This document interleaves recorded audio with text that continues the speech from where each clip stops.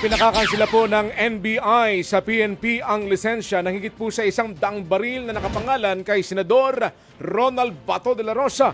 Yan po'y matapos siyang ituring na armado at mapanganib ng NBI. Narito ang report ni Camille Samonte.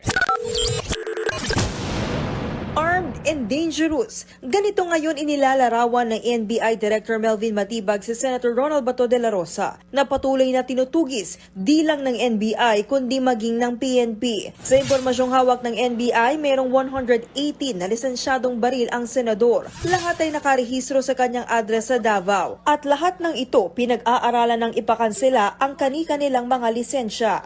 Parang lisensya rin po yan, that is a privilege granted to an individual.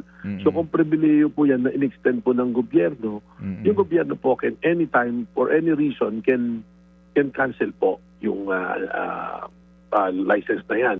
Ayon naman sa PNP, wala pa raw silang natatanggap na formal request mula sa NBI para kanselahin lahat ng firearms license ng senador. Pero oras na matanggap, agad daw nila itong pag-aaralan at aaksyonan ng naaayon sa batas. Patuloy naman daw ang pag-uusap at koordinasyon ng NBI at PNP sa paghahanap kay Senator Bato. Hinala rin ng NBI sa Davao siya nananatili.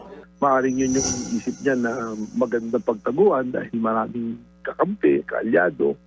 Pumalag naman ang abogado ni Senator Bato na si Atty. Israelito Torion sa pagtawag na armed and dangerous sa kanyang kliyente. Wala raw sapat na basihan para ilarawan ng ganoon ng senador. Muli ring iginit ni Torion na walang inilalabas na warrant of arrest ang local court kaya hindi raw pwedeng ipatupad ang arrest warrant mula sa ICC. Samantala, nanawagan ang misis si Senator Bato na si Nancy de la Rosa sa hudikatura na huwag isuko sa ICC ang kanyang mister. Anya, ang bawat Pilipino ay dapat litisin sa sarili niyang bansa. Kung isusuko raw ang kanyang mister sa ICC, pag-amin daw ito na walang kakayahan ng mga korte sa bansa na hawakan ng kaso. Binira naman ang grupo ng mga alkalde ang matagal na pagiging absent ni Senator Bato at ang umano'y pagtanggap niya ng sahod. Ayon sa Mayors for Good Governance, tinatayang aabot sa 2.1 million pesos ang natanggap niya sa loob ng 7 buwang pag-a-absent. Kung gagawin daw ito ng isang ordinaryong empleyado, sigurado raw na papatawan siya ng suspensyon o pagkakatanggal sa trabaho. Kaya naman, bakit tila raw iba ang batas pagdating sa mga opisyal?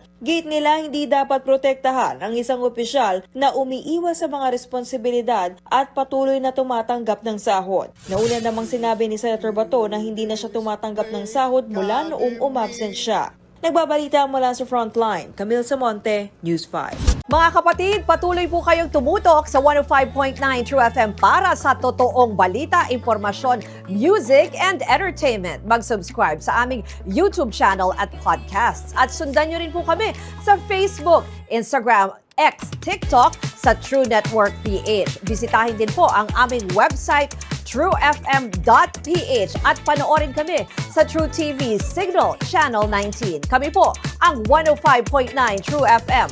Laging true sa'yo, kapatid!